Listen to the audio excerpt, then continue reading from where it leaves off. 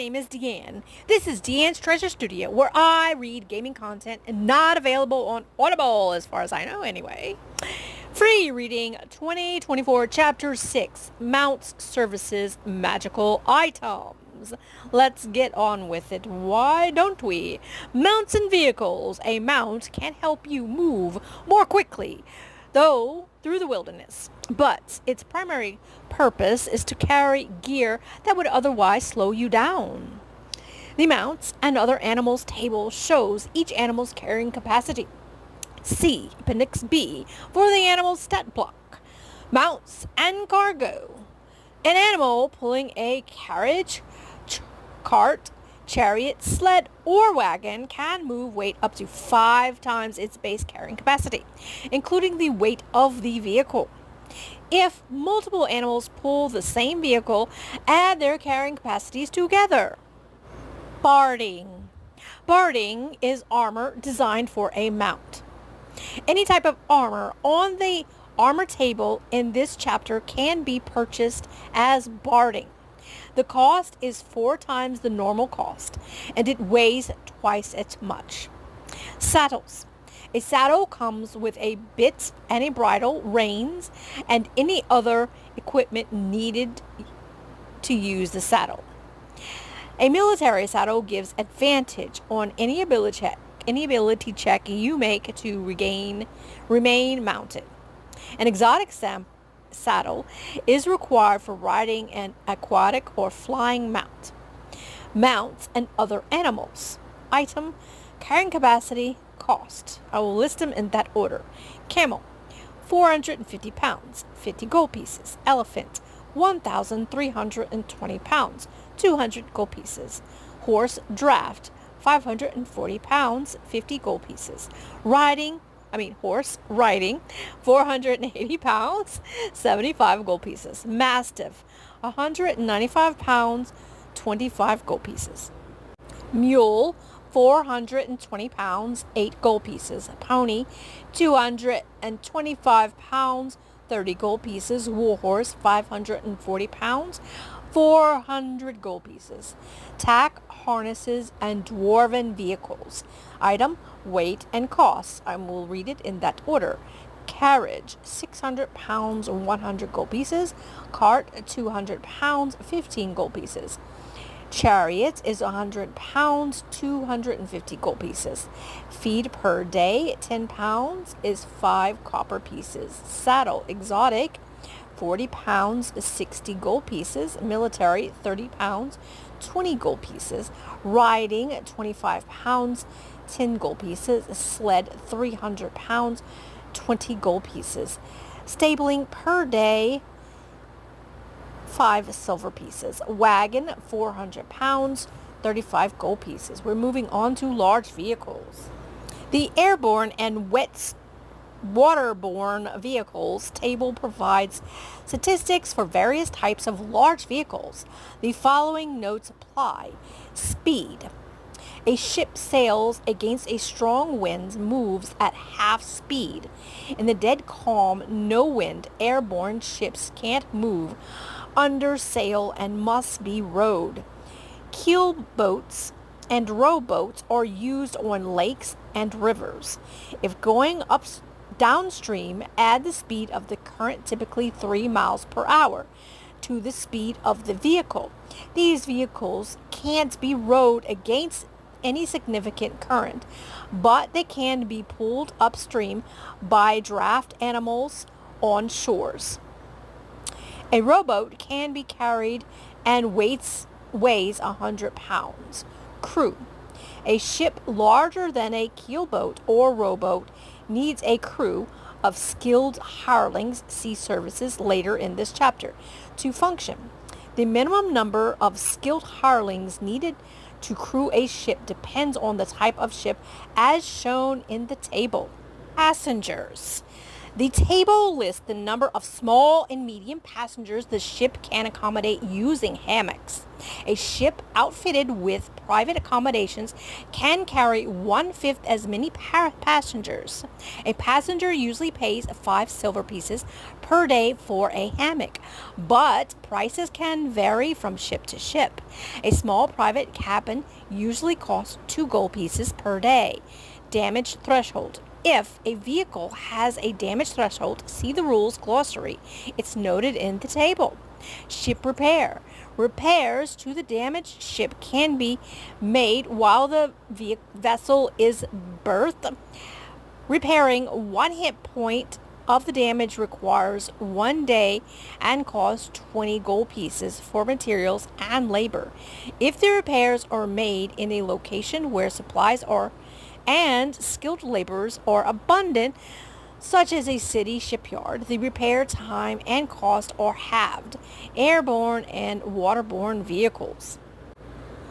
Airship, 8 miles per hour, crew 10, passengers 20, cargo 1 ton, AC 13, hit points 300, gallery 4 miles per hour, 80 crew, 150 tons of cargo, 15 AC, 500 hit points. Keelboat, 1 mile per hour, 1 crew, 6 passengers, half tons cargo, 15 AC, 100 hit points. Longship, 3 miles per hour, 40 crew, 150 passengers, 10 cargo tons, 15 AC, hit points 300. Rowboat, 1.5 miles per hour, 1 crew, 3 passengers, 11 AC, 50 hit points.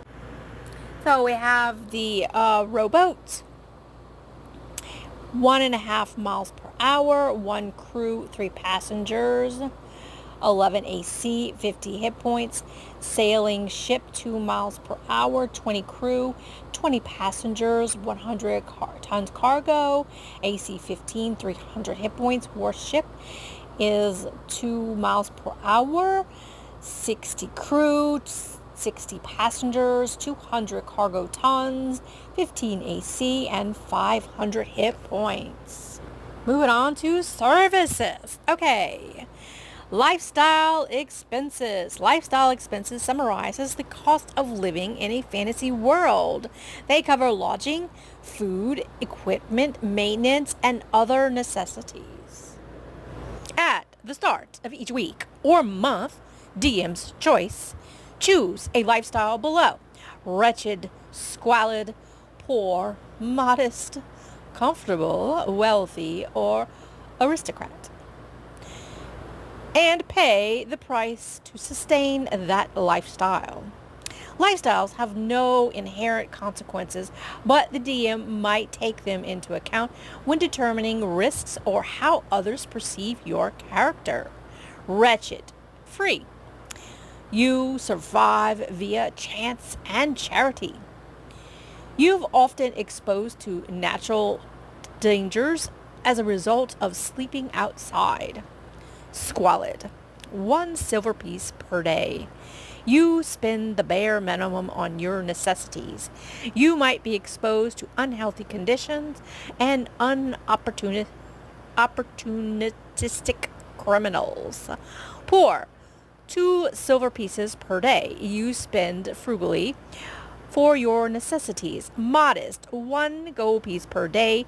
You support yourself at an average level.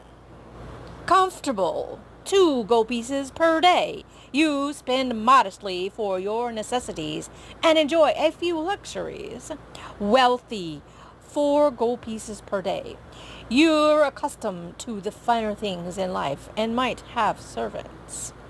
Aristocratic, 10 gold pieces per day. You pay for the best and might have a staff that supports your lifestyle.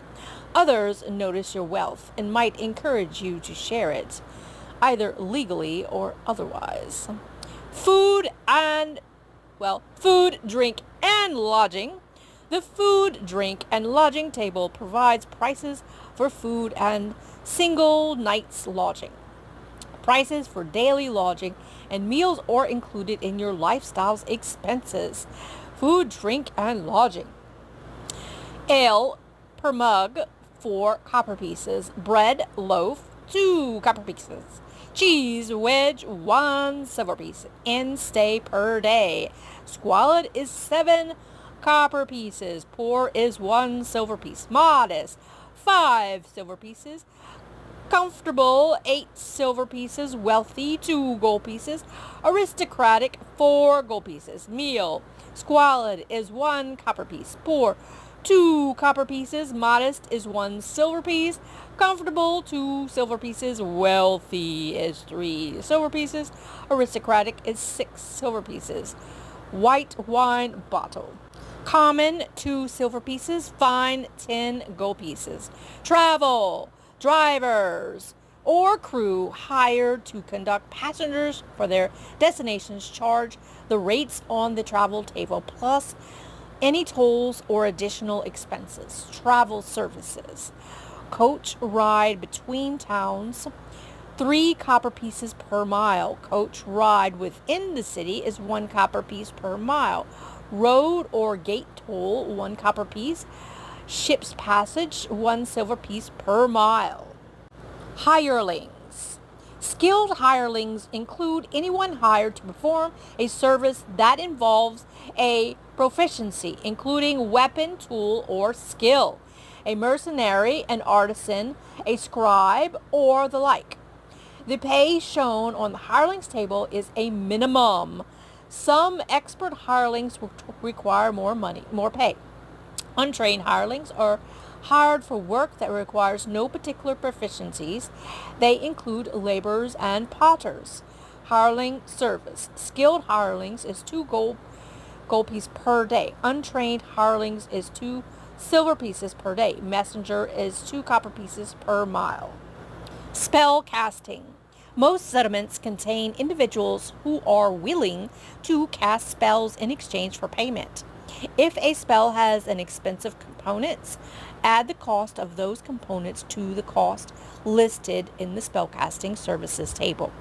The higher the level of a desired spell, the harder it is to find someone to cast it. Spellcasting services. Spell level. Cantrip, village, town, or city, 30 gold pieces. Level 1, village, town, or city, 50 gold pieces. Level 2, village, town, or city, 200 gold pieces. Level 3, town or city only, 300 gold pieces. Level 4 to 5, town or city only, 2,000 gold pieces. 6 to 8, city only, 200, 20,000 gold pieces. Level 9, spell, city only, 100,000 gold pieces. Magic items. Adventurers hold the promise, but not guarantee, of finding magic items. Hundreds of magic items are detailed in the Dungeon Master's Guide. Since the DM decides when you find such an item, here's what you need to know about using magic items. Identifying a magic item. Some magic items are indistinguishable from their non-magical counterparts, while others are conspicuously magical. Handling a magic item is enough to give you a sense that it's extraordinary, but learning a magic item's properties isn't automatic. The identify spell is the fastest way to reveal an item's properties. Alternatively, you can focus on one magic item during a short rest while being in physical contact with the item. At the end of the short rest, you learn its properties and how to use them, but not any curse that it might bear. Sometimes a magic item carries a clue to its properties.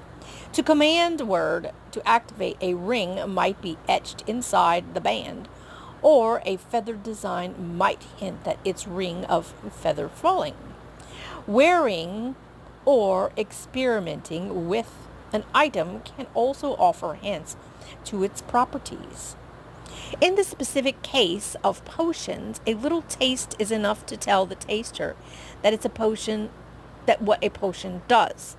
Other items might require more experimentation. For example, if your character puts on a ring of swimming, the DM might say, "Your movement feels strangely fluid. Perhaps Perhaps you then dive into a river to see what happens." If the DM would then say you swim unexpectedly well. Attunement.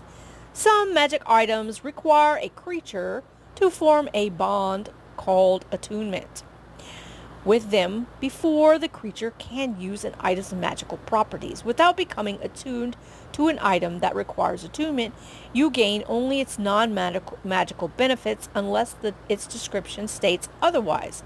For example, a ring of shield that requires attunement provides the benefits of a normal shield if you aren't attuned to it, but none of its magical properties. Attune during a short rest.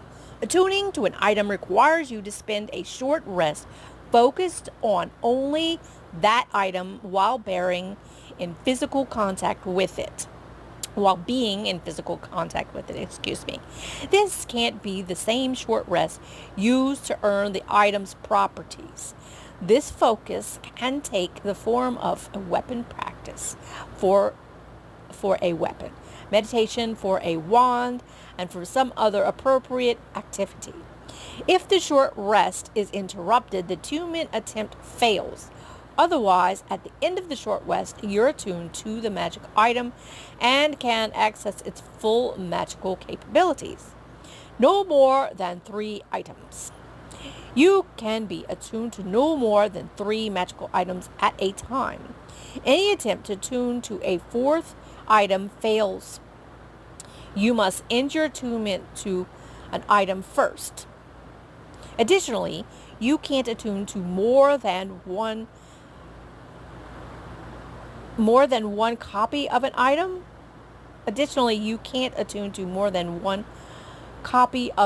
For example, you can't attune to more than 1 ring of protection at a time. Oh, okay. Ending attunement. Your attunement to an item ends if you no longer satisfy the prerequisites for the attunement, if the item has been more than 100 feet away from you for at least 24 hours, if you die, or if another creature attunes to them. You can also voluntarily end attunement by spending another short rest focused on the item unless the item is cursed. Wearing and wielding items. Using a magic item's property might mean wearing or wielding it. A magic item meant to be worn must be donned in the intended fashion. Boots go on the feet, gloves go on the hands, hats and helmets on the head, and rings on a finger. Magic armor must be adorned, a shield strapped to the arm, a cloak fastened about the shoulders, a weapon must be held. In most cases, a magic item that's meant to be worn can fit a creature's regardless of its size or build. Magical garments are made to be easily adjustable, or they magically adjust themselves to the wearer. Multiple items of the same kind. You can't wear more than one of a certain magic item. You can't normally wear more than 1 pair of footwear, 1 pair of gloves or gauntlets, 1 pair of bracers, 1 suit of armor, 1 item of the headgear, or 1 cloak. The DM might make exceptions. Paired items. Items that come in pairs such as boots, bracers, gauntlets, and gloves impart their benefits only if both items of their pair are worn. For example, a character bearing the boots of striding and springing on 1 foot and a boot of elven kind on the other gains no benefit from either. Crafting equipment. Using the rules below, characters can make non-magical items, potions of healing, and spell scrolls. Crafting non-magical items. To craft non-magical items, you need tools, raw materials, and time. each of which is detailed below. If you meet the requirements, you make the item and you can use it or sell it at its normal price. Tools. This chapter's tools section lists which tools are required to make certain items. The DM assigns required tools for the items not listed here. You must use the required tool to make an item and have proficiency with that tool. Anyone who helps you must also have proficiency with it. Raw materials. To make an item, you need raw materials worth half its purchase cost rounded down. For example, you need 750 gold pieces of raw materials to make a plate of armor, which sells for 1,500 gold pieces. The DM determines whether the appropriate raw materials are available. Time. To determine how many days, working 8 hours a day, it takes to make an item, divide its purchase cost in gold pieces by 10, round a fraction up to a day. For example, you need 5 days to make a heavy crossbow, which sells at 50 gold pieces. If an item requires multiple days, the days needn't be consecutive. Characters can combine their efforts to shorten the crafting time. Divide the time needed to create an item by the number of characters working on it. Normally, only one other character can assist you, but the DM might allow more assistance. Brewing potions of healing. A character who has proficiency with the herbalism kit can create a potion of healing. Doing so requires using that kit and 25 gold pieces of raw materials over the course of 1 day, 8 hours of work. Scribing spell scrolls. A spellcaster can transfer a spell to a scroll and create a spell scroll using the rules below. Time and cost. Scribing a scroll takes an amount of time and money based on the level of the spell, as shown in the spell scroll cost table. For each day of inscription, you must work for 8 hours. They love these 8 hours. For a scroll requires multiple days. Those days needn't be consecutive. Prerequisites for the scribe. To scribe a scroll, you must have proficiency in the arcana skill or the calligrapher's supplies, and have the spell prepared on each day of the inscription.